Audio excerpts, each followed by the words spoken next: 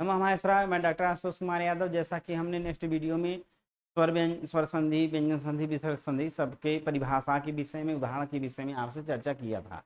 आज अब हम स्वर संधि का जो प्रथम भेद है, वैसे अब स्वर संधि के भेदों के विषय में यदि कोई आपसे पूछता है तो आप 5 ही भेद बताते हैं मुख्य रूप से। और वैसे तो और दिया हुआ है, लेकिन है कितना वास्तव में, तो यह 5 ही हैं, ठीक ना। ये आप आवाज आ रही नहीं आ रही? हाँ, तो आप सिर्फ 5 ही बताएंगे। पहला आपका रहेगा स्वर अरे कौन सा रहेगा? दीर्घ संधि, ठीक ना। पहला आपका रहेगा, पहला आपका है दीर्घ संधि, और दूसरा है आपका गुण, वृद्धि, यण, आयात। यही मुख्य रूप से 5 हैं। बाकी पूर्व रूप, पर रूप, एक होता है प्रकृति भाव, ये सब बाद में आते हैं, लेकिन ये इसके अंतर्गत, इसके भेद के अंतर्गत नहीं आते हैं, क्योंकि इसमें वर्ण संबंधी विकार या परिवर्तन होता ही नहीं। चलिए अब हम आते हैं, सबसे पहला हम देखते हैं दीर्घ संधि। तो पहले जो आपके ग्रंथ में दिया हुआ है परिभाषा, उसको हम देख लेते हैं। जैसे देखिए लिखा है अकः सवर्णे दीर्घः। क्या लिखा है? अकः सवर्णे दीर्घः। तो अब यहाँ पर हम ये देखते हैं कि पहले हम ये समझते हैं कि जो अकः है ये कहाँ का रूप है। ये है पंचमी विभक्ति एकवचन का रूप है, और सवर्णे सप्तमी विभक्ति एकवचन का रूप है, और दीर्घ प्रथमा विभक्ति। क्लियर ना? तो अब इसका परिभाषा इन्होंने बताया कि ह्रस्व या दीर्घ स्वर अ ई उ री री, यही 5 की बात होती है। आए हों और आए हों तो दोनों के मिलाने से क्रमशः दीर्घ आ ई उ री री, री का दीर्घ नहीं होता है, इसलिए दे दिए कोई बात नहीं, हो तो वहां पर दीर्घ संधि होती। अब इसको समझने के लिए एक आप अलग से हम आपको तरीका बताते हैं। देखिए, आप कभी भी जब संधि पढ़िएगा तो संधि में जो सूत्र लिखे हैं उन सूत्रों में 5 चीजें आपको देखने को मिलेंगी।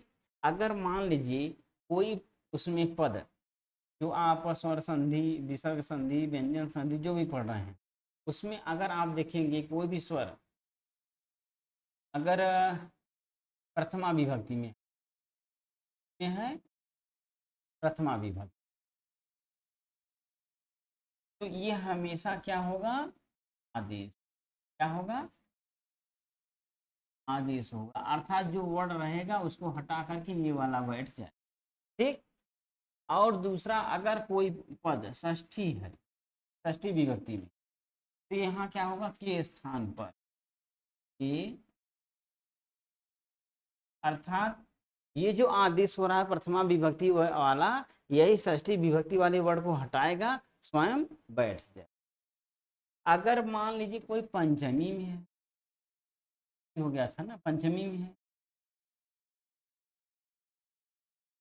तो जो पंचमी वाला होगा इसका अर्थ आप निकालेंगे के बाद या दोनों के, ना, दोनों के, ये ध्यान देना है।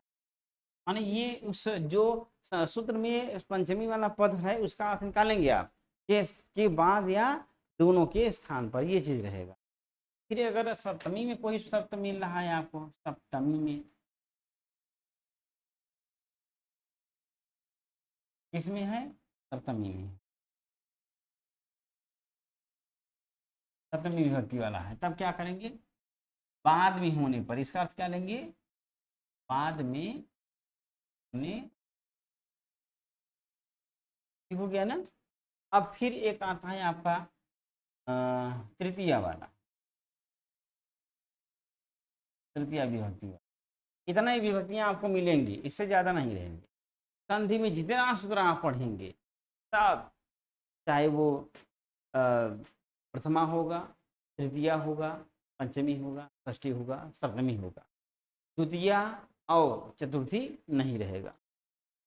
तृतीया होगा तो इसका अर्थ निकालेंगे आप का के योग में। का मत लिखिए, लिखेंगे क्या? के योग, या ये भी लिख सकते हैं का योग होने पर, ठीक ना।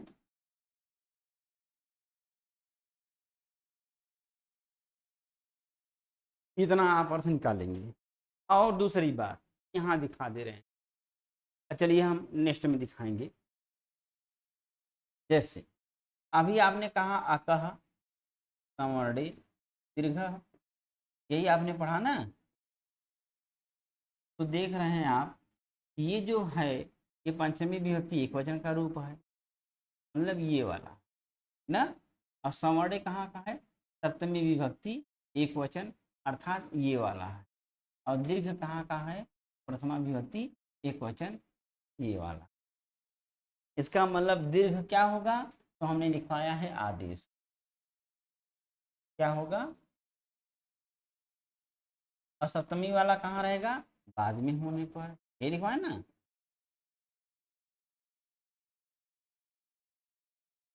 अब ये कहाँ रहेगा?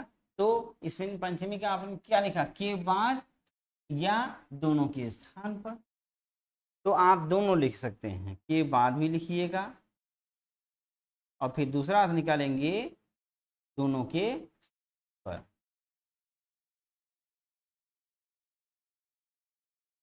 अब इसकी परिभाषा आप जब बनाने बैठेंगे तो पहली बात, इसका डायग्राम आप इस तरह से बनाएंगे। पंचमी पहले रहेगा, के बाद क्या रहेगा? सप्तमी, और फिर दोनों के स्थान पे कहा ऐसे कर देंगे, और यहाँ क्या बना देंगे? प्रथमा। यही दीर्घ संधि का एक डायग्राम रहेगा, जिसको देख करके आप तुरंत बता देंगे कि इसका परिभाषा क्या है। जैसे देखिए, अब यहाँ पंचमी, पंचमी में क्या है? अक है। तो आप क्या बोलेंगे कि अक प्रत्याहार के बाद, इतना आपने क्या ना, के बाद, देखिए के बाद ना। तो अक प्रत्याहार के बाद क्या हो? संवर्णे, अर्थात अक का संवर्णी अर्थात पुनः अक। संवर्णी मतलब यही समान जाति समान वर्ण। तो अगर अक प्रत्याहार यहाँ है तो अक प्रत्याहार अभी रहेगा। अब ये जो अक है, यह ह्रस्व दीर्घ दोनों हो सकता है, ह्रस्व या दीर्घ दोनों हो सकता है। उसी प्रकार से ये भी अक ह्रस्व या दीर्घ हो सकता है। कोई दिक्कत नहीं है। परिभाषा देखिए, इसी दिख रहा है, अक संवर्णी दीर्घ। अक संवर्णे, अक पंचमी है तो के बाद अथा अक के बाद क्या? संवर्णे अथा अक का संवर्णी माने पुनः अक। तो अब ये जो अक पहले है वो ह्रस्व दीर्घ दोनों हो सकता है।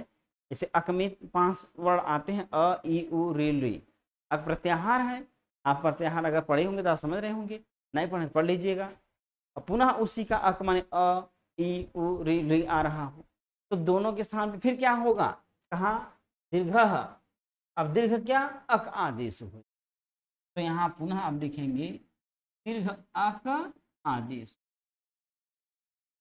अब दीर्घ अक माने समझ गए, आ आदेश हो सकता है, ई आदेश हो सकता है, उ आदेश हो सकता है, री आदेश हो सकता है। और जो री है उसका विच्छेद नहीं मिलता है, इसलिए इतना ही ग्रहण मिलता है, तो ये आदेश हो सकता। जैसे अब आप एक उदाहरण पहला हम आपको ऐसे ही दिखा दे रहे हैं, जैसे हिम प्लस आलय है। क्या है? हिम प्लस आलय है। तो आपने देखा यहाँ पर क्या है? अ है, और यहाँ पर क्या है? आ। तो इसने कहा कि पहले भी अक हो बाद में भी अक हो, तो पहले अक है बाद में भी अक है। ये सवर्णी है इसलिए क्योंकि अ का उच्चार स्थान कंठ है, आ का भी उच्चार स्थान कंठ है। यही सवर्णी आपको देखना है कि दोनों का उच्चार स्थान सेम हो, वही दोनों अगर मिलेंगे तभी दीर्घ संधि होगा। अगर दूसरा उच्चार स्थान वाला आ गया तो वहां दीर्घ संधि नहीं होगा, बल्कि अन्य कोई संधि हो जाएगा। तब यहाँ पर अक है, यहाँ पे अक है, दोनों के स्थान पे क्या होगा? दीर्घ अक माने दीर्घ आ आदेश हो, यही होगा ना। कोई दिक्कत? तो आपने देखा, अब जब आ गया तो म के अ को निकाले हैं तो हिम बन गया। इधर क्या है? आलय है, यह आदेशित हो रहा है। यहाँ आप देखेंगे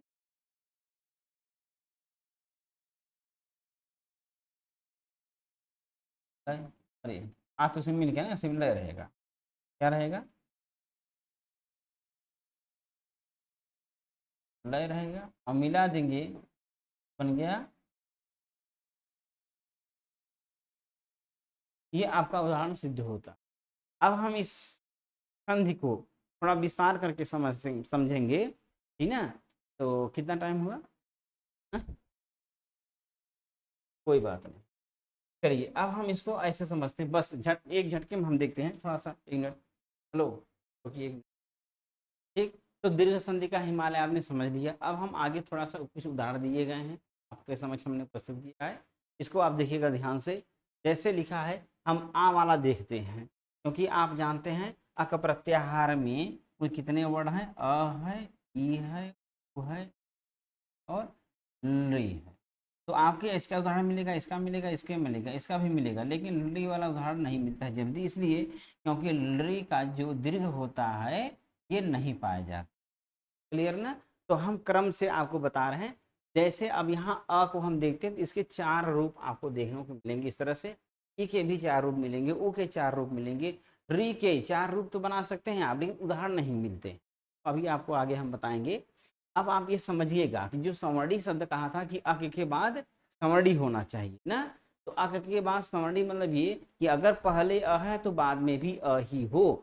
अगर हम अ है पहले और बाद में हमने ई कर दिया तो यहाँ दीर्घ ना होकर के बल्कि गुण हो जाएगा, ये बन जाएगा ए। ये आपसे गलती हो जाएगा, इसलिए आप ध्यान देंगे। संवर्णी देखिए, इसका उच्चारण स्थान क्या है? अ का कंठ है, और इसका क्या है? तालु है। ये संवर्णी नहीं होगी, इसलिए उन्होंने कहा कि अगर पहले अ है तो बाद में भी अ होना चाहिए। तो जैसे ये देखिए, यदि अ और अ मिल रहा है तो आ बन रहा है, जैसे सधन अक्षर साक्षर, यहाँ अ मिलाकर के क्या बन गया? आ हो गया, दीर्घ आ आदेश हो गया।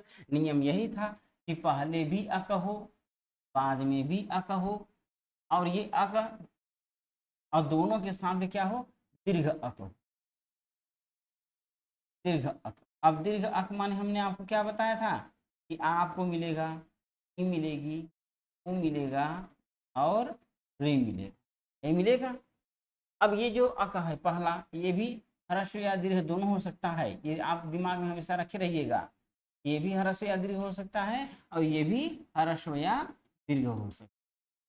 ये ना आप दिमाग में सिर्फ रखे रहिए, इधर ह्रस्व होगा इधर दीर्घ होगा, या इधर दीर्घ ह्रस्व होगा इधर दीर्घ होगा, ऐसी कोई बात नहीं है। इन दोनों के स्थान पर ह्रस्व दीर्घ दोनों हो सकता है, लेकिन जो आदेश होगा यह सिर्फ दीर्घ ही आदेश होगा। जैसा कि उदाहरण आप देख रहे हैं, यहाँ अ है ह्रस्व है, यहाँ भी अ है ह्रस्व है, तो ह्रस्व ह्रस्व मिल गया, कोई दिक्कत नहीं, लेकिन बना क्या? दीर्घ बन गया साक्षर। अब देखिए, पहले आ हो गया था, दीर्घ हो गया, अब बाद में ह्रस्व हो गया। बात क्लियर ना? दोनों चीजें हैं, इधर भी ह्रस्व हो सकता है अथवा दीर्घ हो सकता है, इधर भी ह्रस्व या दीर्घ हो सकता है। तो अब देखिए, आ प्लस अ जैसे विद्याधन अर्थी, लेकिन आदेश क्या हुआ? आ अर्थात विद्यार्थी। यहाँ भी देखिए आ है, यहाँ भी देखिए आ है, यहाँ भी आ है, यहाँ भी आ, यहाँ बड़ी ई है, यहाँ बड़ी ई। आदेश हमेशा दीर्घ वाला होगा, अम्मिलन दीर्घ ह्रस्व दोनों का हो सकता है। क्लियर ना एकदम? ऐसे है, अ का आ मिला, बन गया आ हिमालय, आ मिला विद्याधन आलय विद्यालय। छोटी छोटी मिली बड़ी ई बन गई, जिससे मुनिधनी मुनीव। छोटी बड़ी ई मिली जैसे कविधनी कवीस। बड़ी ई छोटी ई मिल गई है, जैसे पृथ्वीधनी इव। ह्रस्व दीर्घ ई मिले, बड़े फिर दीर्घ ई नदीधनीस नदीस। कोई दिक्कत नहीं होगा, आप एकदम अच्छे से समझ रहे होंगे। अब री वाला आपको दिखा देते हैं। ऊ वाला पहले देखिए, ऊ वाले में भी वही कंडीशन है। देखिए, हमने यहाँ ध्यान नहीं दिया, यहाँ बड़ा ऊ रहेगा, ये ऊ, यहाँ ऊ, यहाँ ऊ, यहाँ पर भी ऊ कर देंगे, ठीक है। तो सब में क्या मिल रहा है आपको? दीर्घ ऊ मिल रहा है। देखिए, ह्रस्व ऊ ह्रस्व ऊ दीर्घ ऊ दीर्घ ऊ ह्रस्व ऊ दीर्घ ऊ दीर्घ ऊ ह्रस्व दीर्घ दीर्घ ना। अब उदाहरण से, पदों में छोटा भानु में छोटा है, उदय में छोटा है, फिर भी बन गया क्या? बड़ा वाला ऊ बन गया। यहाँ बड़ी ऊ है, यहाँ छोटा ऊ है, फिर भी बड़ा ऊ। यहाँ बड़ा ऊ, यहाँ बड़ा ऊ, बड़ा ऊ, यहाँ छोटा ऊ, यहाँ बड़ा ऊ, बड़ा ऊ। एकदम समझ में आ रहा होगा। री धन री बन जाएगा दीर्घ री। तो आप इस तरह से बना सकते हैं। उदाहरण नहीं मिलता है, अगर आपको मिल जाए कहीं तो बड़ी अच्छी बात है, जरूर उसको आप लिख लीजिएगा। जैसे मातृधन ऋणम मातृडम, बड़ी री हो गई, पितृडम मातृडम, ठीक है, इस तरह से। ली का उदाहरण नहीं मिलता, लेकिन अगर इसको देखें तो ये आप इसको भी समझ सकते हैं, इसलिए क्योंकि कात्यायन एक ऋषि मुनि है, उन्होंने ये कहा था री और री दोनों आपस में सवर्णी होते हैं, ठीक ना। तो यहाँ देखिए री है अंत में, यहाँ क्या है री, दोनों को मिला दिए बन गया दीर्घ री, बन गया होत्रिकार। इसको आप एक री के उदाहरण में रख सकते हैं, कोई दिक्कत नहीं। तो यहाँ आपका रहा यह दीर्घ संधि, ठीक। तो आज के लिए बस इतना ही। इस दीर्घ संधि को आप अच्छे से अध्ययन करिए, समझिए, जानिए, उदाहरणों को शुद्ध करिए। कहीं दिक्कत कोई समस्या जरूर कमेंट करिए, हमसे जरूर आप पूछ सकते हैं, हम जरूर प्रयास करेंगे आपके प्रश्न का आंसर देने। तो आज के लिए इतना ही। नमः शिवाय।